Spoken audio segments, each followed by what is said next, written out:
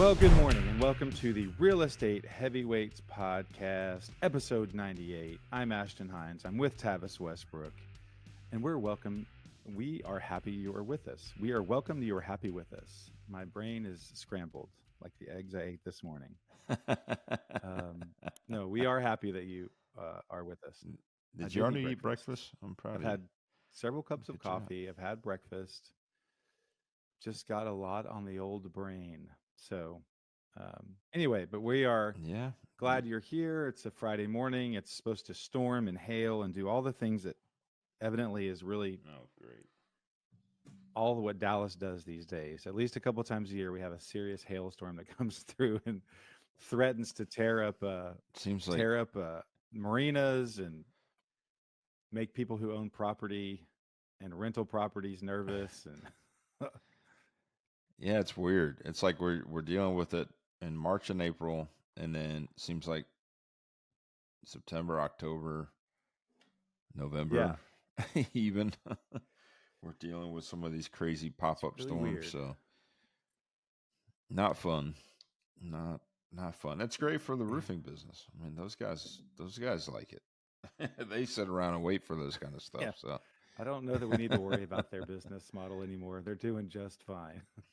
There's a lot of them, and they're doing well. Until at some point, insurance I guess get too expensive. They're needed. And the good guys. I'm sure there's plenty of good guys out there, but it does make you nervous. I'm sure whenever you own multiple rentals and you've got a few flips going, and this could add some expense to maybe something you just fixed or whatever, and now you have another deductible. Yeah.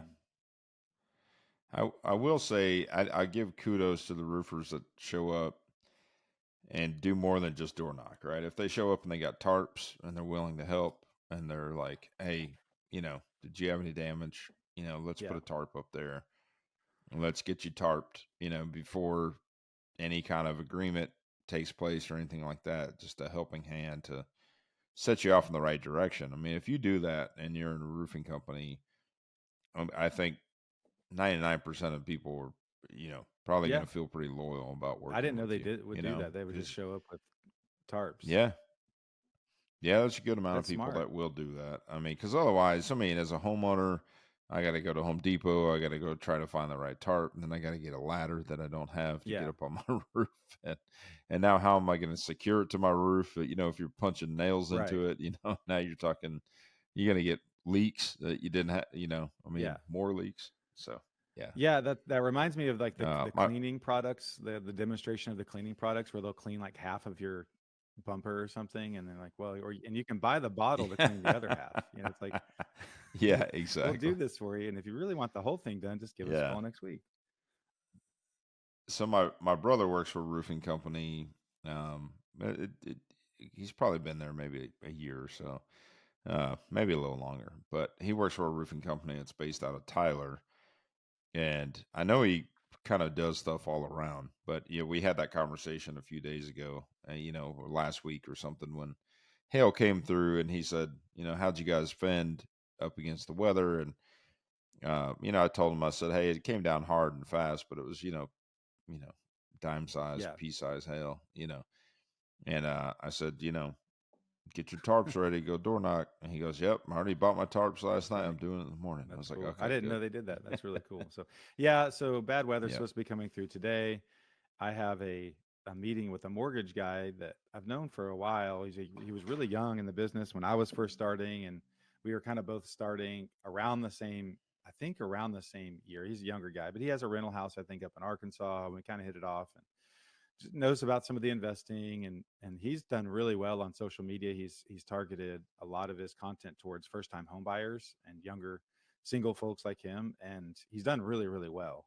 So we're going to connect this morning, and I think he says he has a membership at Topgolf. So I'm going to go join him at Topgolf. I don't know what that means to have a membership there, but I'm gonna take a few clubs and at least swing around for a little while. So. Well, they have clubs there too. But, if you really like your clubs, you are a big guy. Big. So, like me, I never did get custom clubs. It was one thing I was supposed to do with my uncle before he passed away. Well, mine aren't custom, a few years but back, I am supposed to play in a golf. I'm hoping to play in a golf tournament for Hebron in a few weeks or a month or whatever. So since the last time I swing clubs was about 6 months ago, might need to brush them off and just get a little bit of a feel for them. So yeah, Yeah.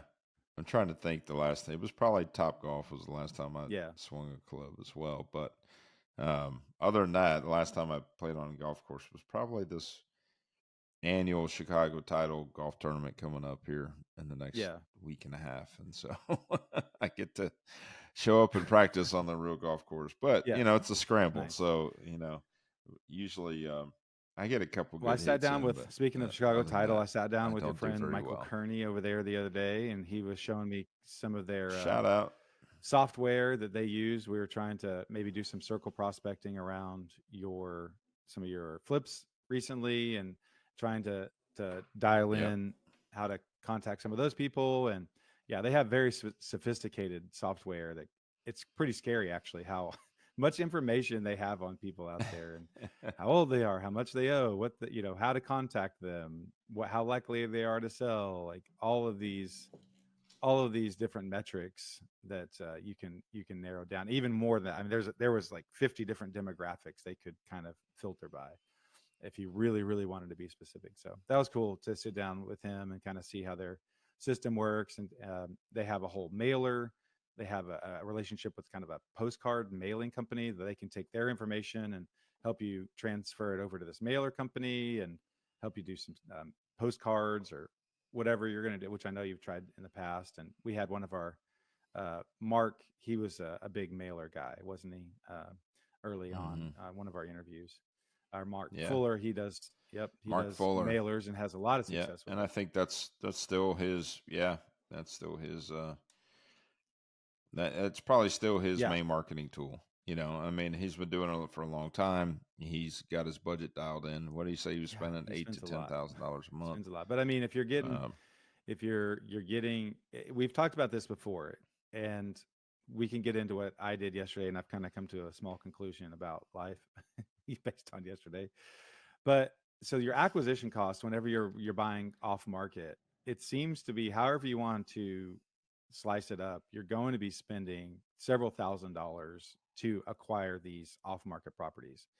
You are you have a system in place where you pay agents that you have a relationship with. You've been doing this a long time. You've been the investment guy for a long time. You close deals. And so people come to you and give you opportunities to go walk a house. They're talking with the seller. They have a relationship with them. And it's pretty, the timing of it is a little bit slower paced. This could, it could be a 1 or 2 day deal, but a lot of times it's a couple weeks or even a couple months. It's like, hey, yeah, I'm an option. You have the mailers where you're spending thousands of dollars a month maybe to get one or two. You've got the cold callers. People do the cold calling. They've got the cold texting. They've got the VAs in place right now where they're texting. I know I talked to a guy yesterday. They have a whole acquisition team that all they do is reach out to agents on market properties on agents, and that's the house that I walked yesterday. And so then hmm. those guys pass it along to the kind of the boots on the ground agent guy that'll go out to the house, show it to you. And so whenever I look on Facebook and I get hit up on text and email of like, hey, we got a 4-3 over in Richardson. Here's what we think it's going to sell for. It's a $200,000 spread or whatever. Like they do their advertising. And so then you're like, okay, yeah, I'm gonna go check it out. And I'll run the numbers. Oh, yeah, this looks actually decent. Some of them you can filter out immediately. This is not good enough. But this one, like for instance, yesterday was decent. It was over in the JJ Pierce, nice high school district. I knew right where it was, nice part of town, very desirable school district. And the numbers looked good. And so I went over there, I met the guy. Of course, when I show up, there's already one person there, investor there. And then as I'm there, there's two other guys that show up and big old jacked up trucks. They've got their, they look like roofers, but I guess they do flips because that was their vibe. It was kind of a bodybuilder, tattoo guys that had the big trucks, like. And so they're walking around and we're all kind of taking pictures of the same thing. And so the asking price was 565. The ARV they thought was around 820. I had come up with about 800. So I thought we were going to have to come in a little bit low. The layout was a little choppy, old school 1977 house, but it was going to be good, right? No pool, really clean. And so I leave and he's like, all right, well, run numbers, let me know. as I'm on my way home, he texted me, he said, "Hey man, I don't want to waste your time. Those guys that were there while you were there have already put in an offer at 560." And I'm like, Mm, how in the, I guess there's just a world of financing and business structure that's different. yeah, or they're tearing it I down. don't know. I just don't That know.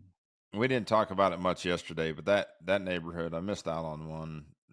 Castro ended up getting it, and he's Mm, basically tearing it down. And so we, it was actually an agent I've worked with in the past. Basically, just reached out to me, and I think two other people that they trust. One of them was Castro, who does a lot mm, in that neighborhood. That's kind of his pocket.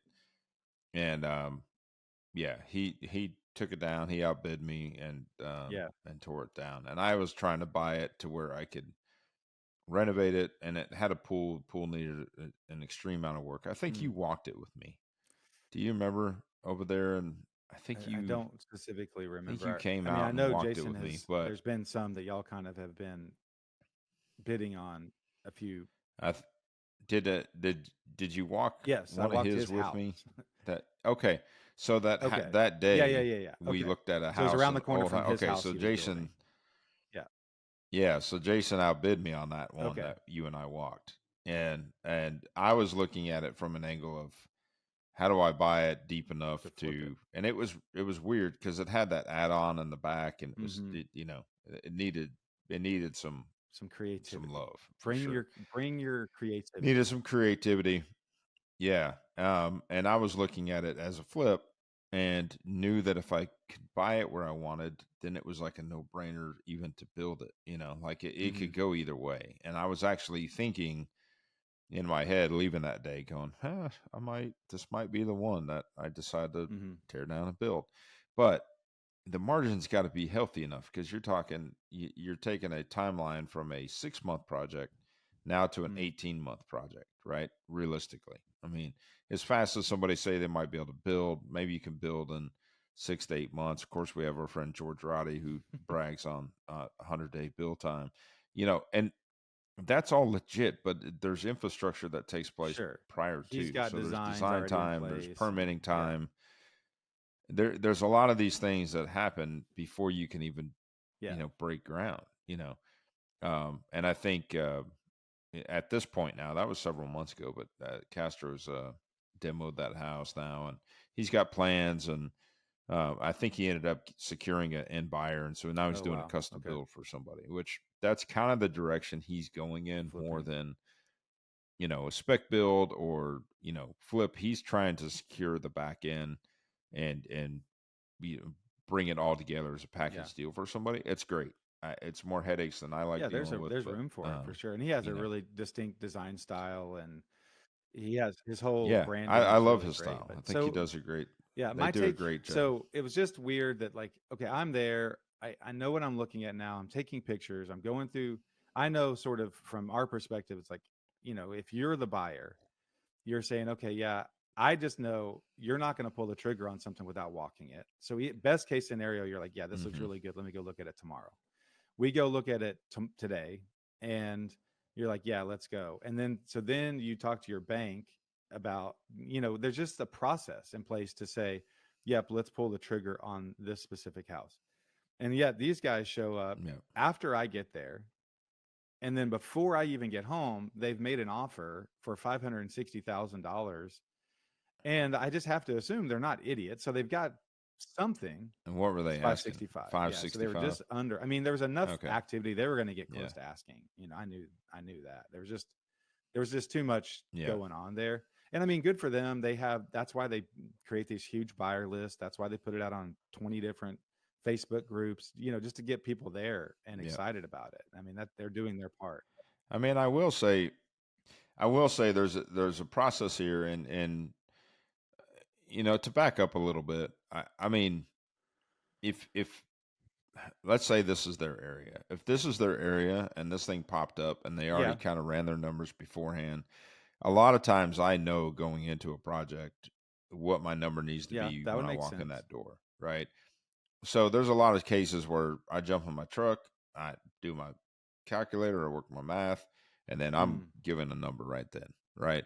So I can move that fast. And look, I trust you enough that if you felt like that thing's got all the bells and whistles and the numbers are sexy and all of that. I mean, we probably could have Yeah. moved that fast as well.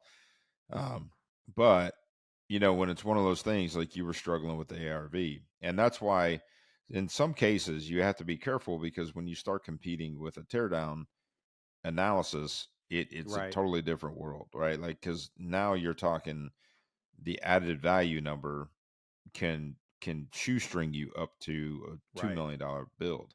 Um, Well, and and we were that's like, constrained ARV within go the walls of 2,500 square feet. So exactly. yeah, max 820. I was coming up with 8 just because I knew we would kind of hedge a little low just to be. I mean, I was running the numbers Yep. how we would number it. If I come up with like an 815, it's a Right. question mark. Okay, just go ahead to 8. It's gonna be a good number. And uh, Right. but yeah, if they tear down and now they go to a 2-story, 3,500 square foot house, it's a completely different price point. Yeah, they can sell it for Or 4,000 feet. 1.4 Yeah. or 2 million or whatever it is. Yeah. If they're basing on 2 million, then a 550 number is essentially Mm, 25% of value. Right. So then it mm. pencils out, for something like that. Now, to me, time, effort, money, it's still the percentage of the margin of the deal is not as sexy with cost to Yeah, build the and all the effort and all different that. things. Now, not to say that I won't do it, but unless you have the back end secured and all these different things, and I mean, I feel really confident with the design. You know, back when I did build, 3 homes from the ground up, they all Mm, won awards, right? So I kind of proved you to can do it. myself like, hey, I can be creative enough and build something that's worthy, and they won awards for the Texas Association of Builders, and so that was an amazing like test, right?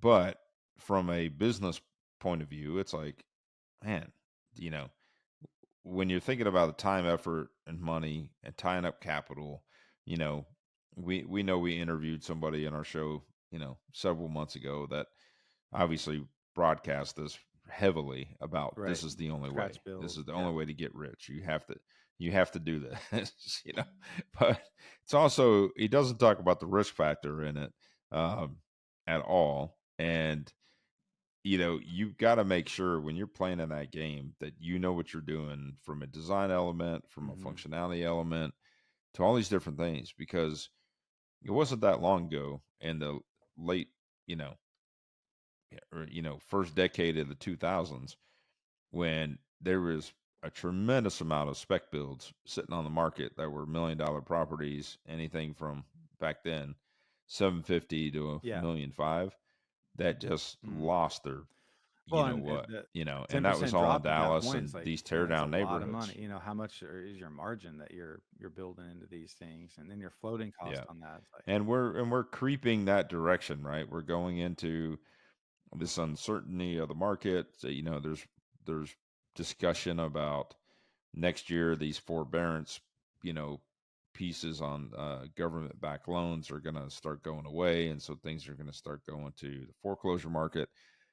So this was a discussion I had this week. You and I haven't had a side note discussion about this, but there's a lot of discussion about that. So with that being said, it is potential for our market to mm, see some decline, and more so than we're kind of experienced or seeing now. So to be in a position where you're getting into a multi-million dollar deal with a lot of overhead and extending this out and expecting it like a to year hit and a half. sometime late this year or into 2006, I mean 2026, man, I don't want Yeah, to be the yeah, one that's a holding the good bag. point. I mean, there's just You so know, much going on that, and we don't have a ton of news today.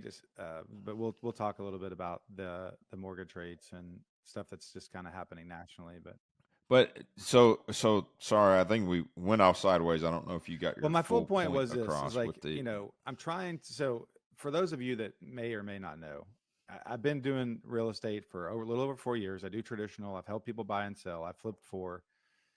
But a lot of what I'm doing lately is just trying to find my place in the market, trying to get my sphere, making contacts with my sphere and trying to do better with that. I do a lot of open houses, trying to create some sort of buyer list, which I don't do a great job of follow up. I was thinking about that this morning, and just trying to get better, just trying to improve. But a lot of what I do too is try to find stuff for Tavis. One selfish reason is I do demo and some project management for him. So if he has more projects, the more I have to do, and hopefully at some point I can get in and actually find a deal myself that I can get a piece of the deal and I can get a wholesale fee or something, or I list it on the back end or somehow. So it's like Absolutely. I'm trying to find my place in the world, and so that's why I go through so many deals and I underwrite a lot of deals, which I'm getting good at. I'm getting good at that, and I can do it faster, and I feel like I'm pretty accurate. But it's the frustrating part is just seeing so many people. There's so much activity. It's like you're watching a bee's hive, and you're like, man, I'm confident that there's some organization here. Obviously, a lot of these people are being extremely successful. I know the model works, but it's like floating 10 feet outside of the hive, and like, I want to jump in. I think I know what I'm doing. But then you try, and it's like, yeah, that's not it. Yeah, I try, it's not it. And you just keep trying, you keep trying. And I know the only way to fail is to quit. And if you just keep getting better and you're going to find your place. But it's just so crazy to see like all these little niches where people are like, man, somehow they have this figured out where they can just come in and they do this and they're good and they're going to make money. It's like, all right. So it's one of those things where you're just trying to get better and you're trying to do your part and you're trying to build your business. And it's like, I'm fine with working and fine with diving into a certain area. It just, at some point you're like, okay, maybe I should do it differently. And that's why I'm saying maybe showing up at these wholesaling houses that post on Facebook that there's 9 other people that show up at the same time. You're like, man, the likelihood of me being the guy coming out on top of this is not great. And maybe my time is Yeah. better spent doing something else. So that was kind of the takeaway yesterday. I was like, man, maybe paying attention to all the Facebook posts and all the text from wholesalers and all that stuff is not. I mean, look, I wouldn't say I wouldn't say you toss it away completely. I mean, I get them as well. I get a lot of information coming through, and I kind of will filter them based on location and numbers, and just kind Yeah. of glance at them and see if it's something worth digging into deeper. In fact, there was one that Myers, shout out to Myers Home Buyers, love those guys. Know the Yeah, they do it founders right. of that company really well, and I've aligned myself with them and many wholesale deals that I've been involved with moving property um, over the years. But even me having the relationship I have with them, they posted something about a week ago. It had a showing yesterday, and prior to that, I looked at it, looked at the numbers, looked at the location. It's over in Camelot, which is where we did uh, was it Rock Castle or Castle Mm-hmm. Rock, whatever it was last year. I Yeah, can't remember Castle the Hill. Yeah, Castle something. that's a Um, good question. Castle Rock. and it was a great project, right? It turned out great. Um, but it was in that pocket, and so I reached out to basically the vice president of the company and said, "Hey, I like this deal. What's your buy now price?" Because they were Yeah. doing that in the past, right? And he goes, I don't think we're doing that right now. And I was like, okay, well, let me know. I'm interested at the Mm-hmm. numbers you posted. But for me, it's skinny of a deal and I don't want Right. to go compete. It's not my ammo to go over there and compete and try to bid it up. I don't Yeah. need it that bad. If I get it and the numbers work at where you're advertising it to be, then I think I can Yeah. take this one down. Right. Mind you, there's a little bit more there. Like, you run the risk of the unknowns, Mm-hmm. like plumbing, because a plumbing test and, things like that. All right. So, anyways, Jordan reached out, said buyer's flaking and wasn't getting their earnest money. So now he's got a deal, right? It's got a good yield in it. Buyer showed up. They ended up winning a bid. It sounds like maybe they don't have a backup on it, and buyers are flaking out. This is part of the reason I pulled back a little bit from wholesaling stuff, because this kind of stuff was happening to me. I was Mm. trying to sell it, and I'd get a hold of a buyer, and then the buyer would flake. And like part of my whole agreement when I started wholesaling was like the end user needs to perform. Like Right. I can't afford to get egg on my face Yeah. and miss out on this opportunity. And so anyways, he reached out. He goes, "Hey, do you want this deal?" I ran through the numbers again. I'm gonna go look at it today at 12, and because he's like, hey, I knew you had interest in it. Do you want it? Yeah. Yeah, and And so so, there's a part of me that thinks there's got to be some even in independent wholesalers or small wholesaling companies or big wholesaling companies. Like, how do you become sort of the first level, the preferred providers, where almost maybe, okay, I'll pay a premium just to see things first, to get a shot at it. I'll pay mhm, a little bit extra, but you're also going to save some time and effort on your side of not having to run around and message 90 different people and meet a bunch of people out there and have things fall through. Like, hey, let's pass it through this filter first. Let's go ahead, and speed of money is the thing. Let's go ahead, and you're going to yep, pay a premium of three grand or whatever just to get the first look at it. But then it goes to the masses. Like, that's, to me, if I was a wholesaler, I mean, maybe I'm wrong because things would run if you put it out there. You're like, no, I can't afford to just give it to 5 different people.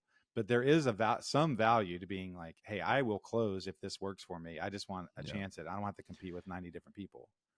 Well, and that's the tricky part of that business, right? Wholesaling can be a very scalable business, can be a very profitable business, but part of that is, getting bigger rips, right, on the deal. You have your baseline of what you want, and then obviously if you can go to market and you can drive multiple people in, you can sell it for more money, then that's where you make a yield, and you're that much more profitable. So, you know, we've done it. It's similar to the same concept as me finishing a house completely and not pre-selling it. Like I got that hit today on Montego.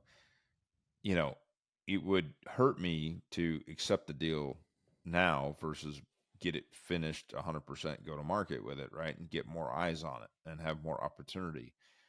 So I understand that part of it. It's just, you know, it's trying to find that happy medium of the deal. And that's why I asked him, like, what's your buy now price? Because I expected that number to be, their buy now price typically was like maybe adding 5 grand to the Mm, bottom number, or right. 10 grand to the bottom number, to say, okay, if you pay a little bit extra now up front, you can avoid the multiple offer situation Yeah. and it's yours. And so that's kind of what I was going for a week ago. Anyways, it kind of worked out to my favor because the guy backed out. Now today Yeah. I'm going to go walk it and see if it's something that we're going to take down or not. But it's a cheaper property. I can move it pretty quick. It's 1,472 square feet. So, you and I are in our conversations with some of these deals. That's where it goes sometimes too. Is like I'm looking at the PIA factor, right? Yeah. Pain in the ass factor. Yeah. It's like, what's the time, effort, and money on a 560,000 deal.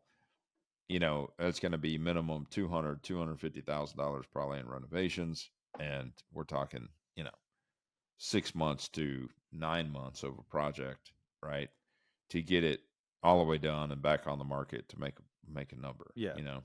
versus a total project time of acquisition to sell averages 110, 115 days. Right. Well, always evolving, always learning, and we'll try to get some. The bottom line is just trying to get deals in the pipeline. So, Yeah, all right, and you're let's. doing the right things. You're doing it, I wanted to just highlight that because there is listeners that listen to our podcast specifically because they relate to both of us, but they relate to you. They relate to the struggles that you're having. It's real talk. We're not fluffing this up. We're not making No. it sound like we're just doing $1 million a month every Yeah. month. We And got. We need to everything's hurry. I got to go take my Lambo to the shop. everything is peachy, right? So, Yeah. but no, this is real, and we get together every week and talk about what's going on. So, it you know, I hate this for you because we've all been there, and I know that you're doing the right things right now. You've got a lot going on in your life. Um, but you just got to keep moving, and you've Yeah. got to check the box every day, and you've got to look at, okay, am I doing these steps Yeah. for lead generation? Am I connecting with the right people? Am I talking to the right people? And that's when things start to snowball, because it's not necessarily conversations you have today will result in a deal today. It's the conversations you had 3 weeks ago that are going to result in an opportunity today, Sure. or 2 months ago. Yeah. And that's just how this business works. Yeah. But I'm looking at I did yesterday where I've got the whiteboard in front of me and I'm looking at, I've got Callie's trailer. I've got, I'm trying to get that Oaklawn condo to somebody, Casey or somebody. I've got Keith's lots that he's looking for. Casey's lake house and his midterm investment up in Frisco. He's wanting. Angel's daughter's a maybe. Got your flips. I'm helping out with a rental. I think down south, and then there's a flip house next to that looks completely dilapidated, and the people live in California. I've looked them up. I need to reach out to them. And then I've got another rental customer that I'm trying to find some. So I have stuff in the pipeline. None of them are, $3 million deals, but they're here, they're base hits. They're in the game. Yep. I've booked 3 open houses for this weekend. So it's just like, yeah, you're doing the work. You're trying to get better. You're trying to be more efficient and all that stuff. So, all right, let's share the screen. And here, so we're going to do a little bit of a market update, which we do every week. We're going to try to maybe zoom in a little bit more week to week than we have been on the actual week that was, because we do this regularly. And so doing the zoom out, talking about days on market and that sort of thing, we can for sure look at our overall trends. But this is the screen that's a 7-day look back, and we can really customize towards Collin, Denton, and Dallas counties and Tarrant counties. These are the 4 main counties that we would ever do business in. 90% of the things we would ever do are in those counties. So in this last week, in the last 7 days, we've had 2,904 new listings. Our overall market's around 40,000 units, just to give you some context here. But new listings, 2,904. We always look at the price decreases with 2,975, which is actually a lower percentage. So that's an interesting thing there. We have 500 expires and 473 cancels. Let's see, back on the market. Why? Oh, back on the market would be, it was under contract and then it came back. Correct. 489. Yep. Something happened during the option period. Yeah. Okay. So, but here's something I wanted to say though. And this isn't bad. When you look at new listings, 2,904. Disregard the price reduction was 2,975. But active option is 1,313 and pending is 1,652. So 1,652 is more than half of the new listing market is going under contract, right, and going to pending. And decent amount of closings. 1,847 over the last week. So again, it goes back. We talk about it all the time of knowing what you're doing, who you work with matters, pricing, staging, marketing the property correctly is going to result in getting it under contract and getting it closed. Yep. Unfortunately, you have a lot of people that still have the mentality, let me put it out there, let me see what happens, and worst case, we'll do a price reduction. Yeah. And I think with technology today, technology is so at everyone's fingertips, right? Everyone can pull the data. Everyone can drive up to a house and see it, pull it up on their phone. And, I think that doing open houses right when it goes on the market is important. We're starting to see, these unrepresented buyers or they're technically represented, but they're showing up without their agent in the first week to get a feel, walk the house for the first time, and then go back to their agent and see if it's something that it's worth pursuing. So I think allowing that opportunity for them to come through the house is important. Yeah. And the other part is just, going into it with a mentality to say, what do we need to sell it for right now versus, let's see what happens. So, I understand there's no crystal ball. If we did, we'd all be multi-billionaires. Very wealthy at this point. Yeah. But no crystal ball, but things are. So let's talk about a little bit of news. And we don't have a ton of news this week. One main reason is I'm having a hard time with the Dallas Morning News application. So I need to figure that out. I get a lot of our local news from there. That being said, as a couple of days ago, we were going to record and I told Tavis, like, man, there's just not a whole lot of interesting local real estate news. Let's just hold off a few more days, see if anything happens. And not a whole lot. I mean, the few headlines I saw were, the Kay Bailey Hutchinson, they're coming in with a new plan. I'm like, well, I thought they already had a plan, but we've talked about this. So there's nothing huge happening in the Dallas real estate local news. Now, when we go over to the national news, of course, a lot is happening. And we don't, speaking of crystal balls, we don't have a crystal ball. But yesterday or the day before, the Trump administration went full on with their tariffs. And now China is retaliating with tariffs. And so we are into this unknown world of what are all these tariffs going to do. Mm-hmm. Part of the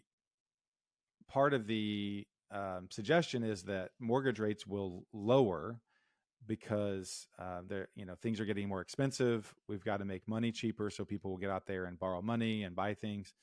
So initially they have dropped right off of the news. They have dropped a little bit. It says the average rate on popular 30-year fixed loan plunged 12 basis points to 6.63% on Thursday. So that could drop even more. Of course, the Dow Jones and NASDAQ have dropped a bunch. A lot of your 401k stuff is lowering right now. So just there's a lot of volatility in the market. But we've talked about this before. A lot of people are, they're waiting for interest rates to drop, which is understandable. But the thing that will happen is that, yes, we do have actually a decent amount of inventory right now. We've got 4.2 months of inventory in Dallas.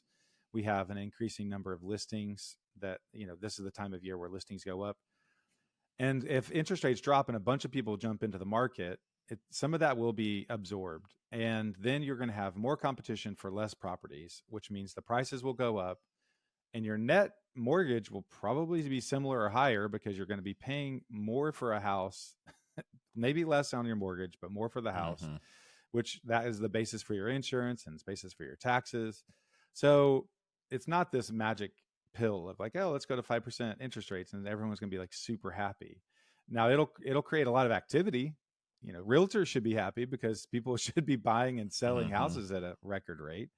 I don't know what it does to the flipping world whenever there's a huge. So what did it look like in the flipping world when there was things were going over asking and sellers could just kind of not really put a lot of effort in their house and still sell it pretty easily on the market? Like, what did your business look like during that time when it wasn't as distressed? Well, it made it really tough to buy, right? Yeah. Like, I mean, that was probably the biggest issue I had was it made it really tough to get the opportunity. And so I was getting outbid $30,000-$40,000. When we first started this podcast, I mean, I think we were having some of those conversations still where people were outbidding me by that much because they were, banking on the back end running. And I didn't necessarily bank on that back end running. I still bought it with, a conservative number that I could prove up that, I felt like, that I knew it would sell for. But what happened is, there was less opportunities for me that I was able to actually buy.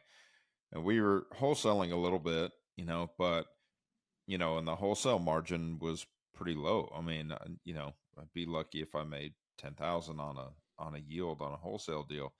And so that was part of what's pushed me to say, okay, I got to get back into flipping heavily again. Yeah. And take advantage of the bird in the hand. But you're saying that some conversations you had this week wouldn't really suggest that prices are going to go up if interest rates go down. They're talking about maybe within the year, prices go down in general. Yeah, I mean, and I have a little bit of reservation to it. I mean, basically, it was kind of a warning call to me to just say, hey, make sure you tighten up.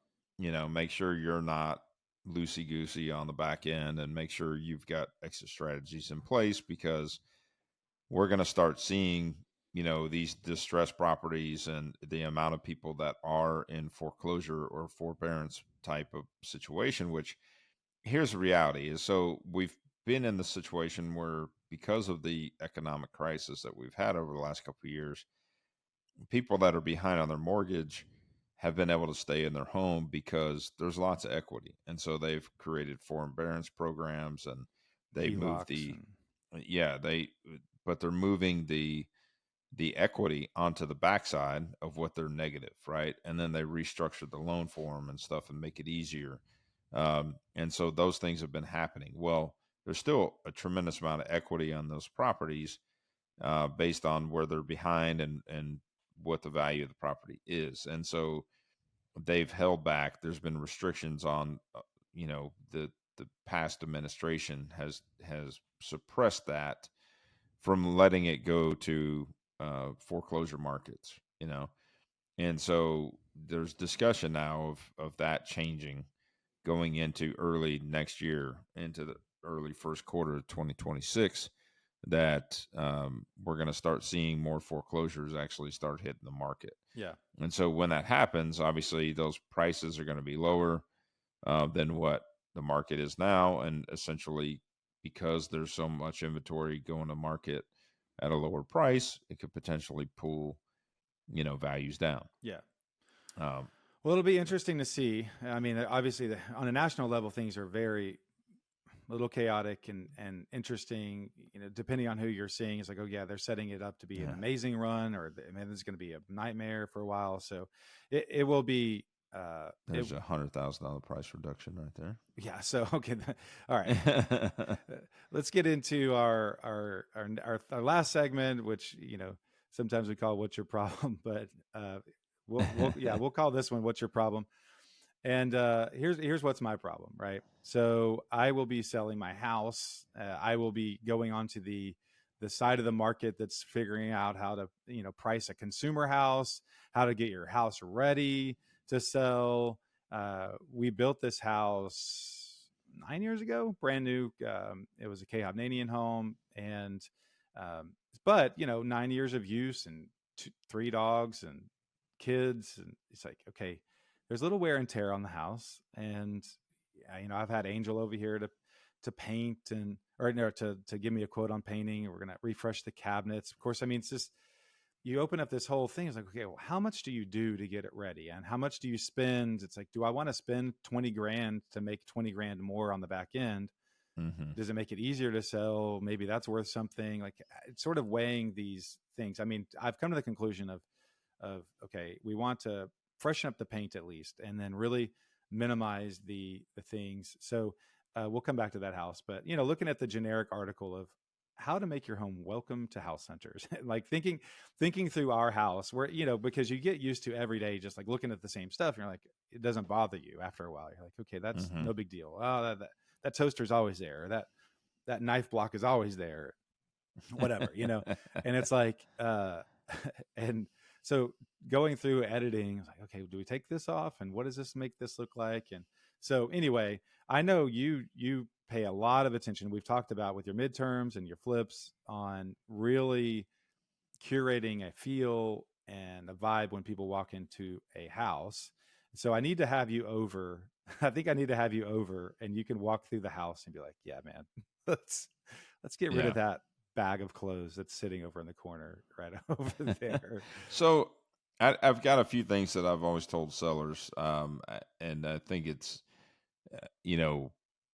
people can relate to it. So my thing that I like to tell people is, look, treat it like it's your most important family member that you haven't seen in a while, and they're going to come visit you, right? They're coming to visit you and spend time at your home. At that point, you're going to be doing a deep clean. You're going to be putting up clutter. You're going to be stripping the house down. And maybe it's even somebody you haven't seen prior to buying your home, and it's the first time they're ever going to see your home. And you want to show them like, hey, be proud of me. Look at what we've accomplished, right? So in that concept, you're going to go through and clean it up, and it's going to show its best for that person coming over. The other thing that I recommend is get as much natural light in the home as possible. Open up windows, open up, blinds. If you got 2-inch blinds, maybe pull them up versus just opening them. Yeah.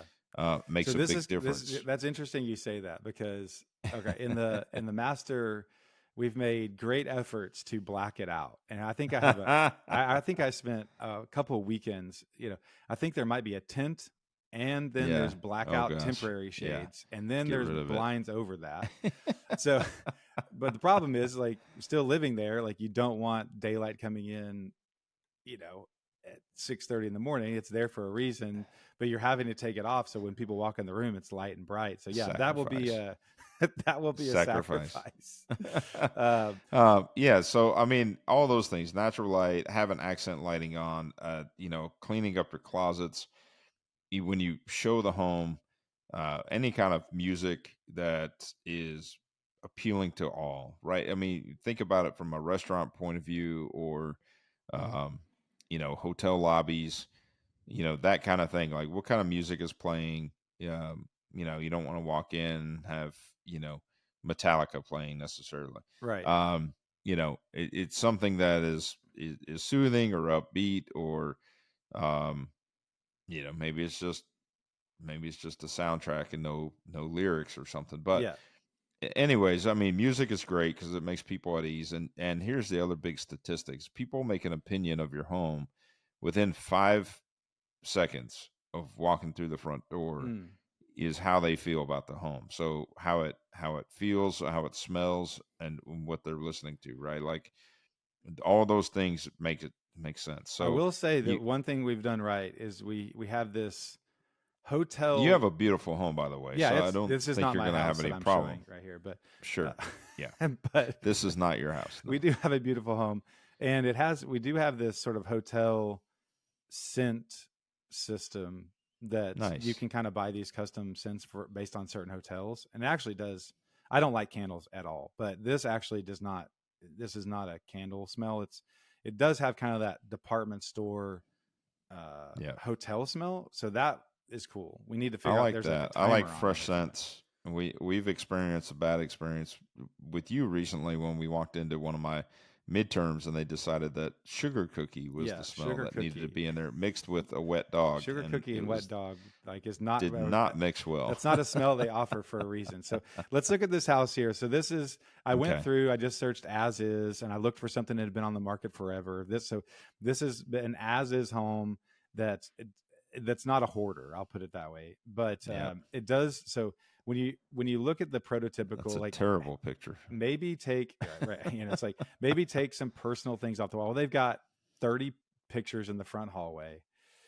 They've got you know stuff everywhere. I mean, just more Yeah. furniture than you can even Oh my imagine. gosh. Now, this looks like an older couple. I don't want to just completely throw stones, but maybe it's hard for them to move furniture. Maybe they don't have a place to store it. So I'm not attacking these Sure. people personally, but if you were going to stage a home to really go after the if you're going to abide by some of these things, you're going to get rid of a lot more furniture than the kitchen counter is so great. I mean, obviously they live here and they cook and all that stuff. Hmm. I mean, but they've got jars and spatula bowls and a mixer, and I mean they've like every inch of their countertop has some sort of assignment to Yep.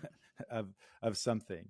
And now kudos to them, they did clean it up and they seem to pick up fairly well in general.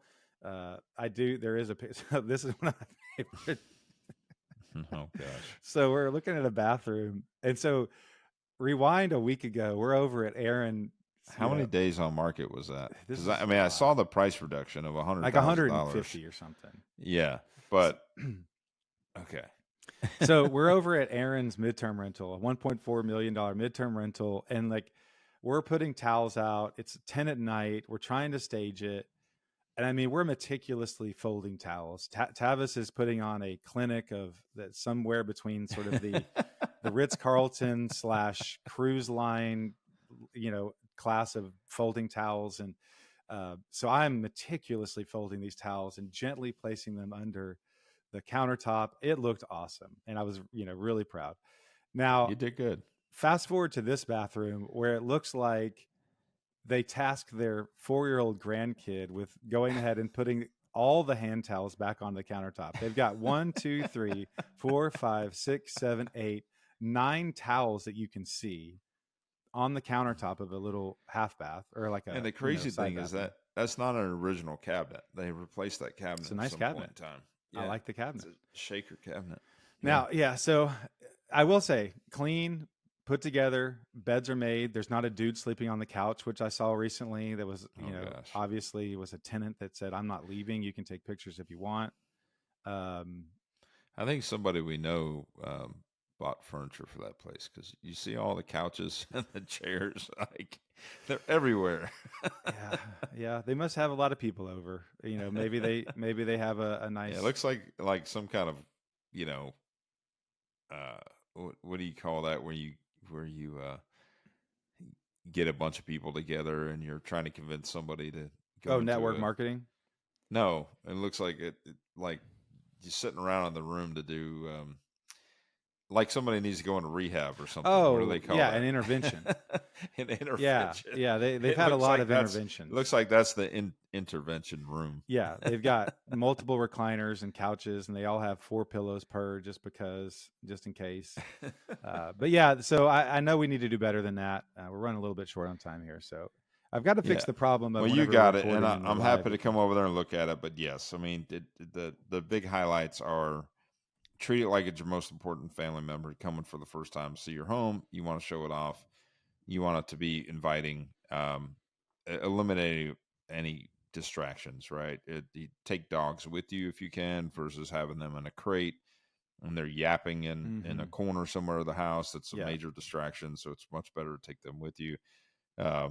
Natural light, clean counters, eliminate personal clutter, eliminate even excess shampoo bottles and things like that, and the showers and things.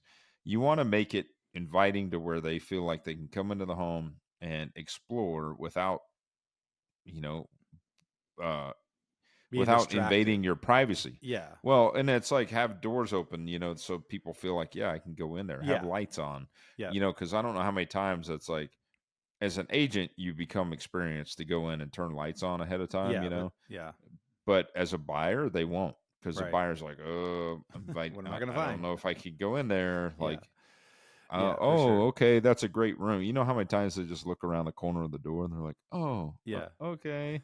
Like, they don't want to turn lights on, So, I'll have to have you come over with a fresh pair of eyes, and we'll figure it out. So yeah, we'll keep you updated on the process of selling. We're going to try to get it.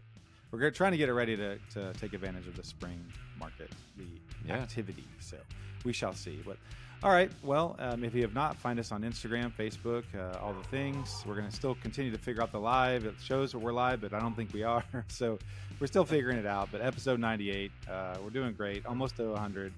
And we're almost to 100 episodes, and we still have technical glitches, which is awesome. We're really learning. Technology, baby. We do appreciate everyone that tunes in on a regular basis and gives us feedback. It always means a lot. So until next time, hope you have a great day. Thanks, guys.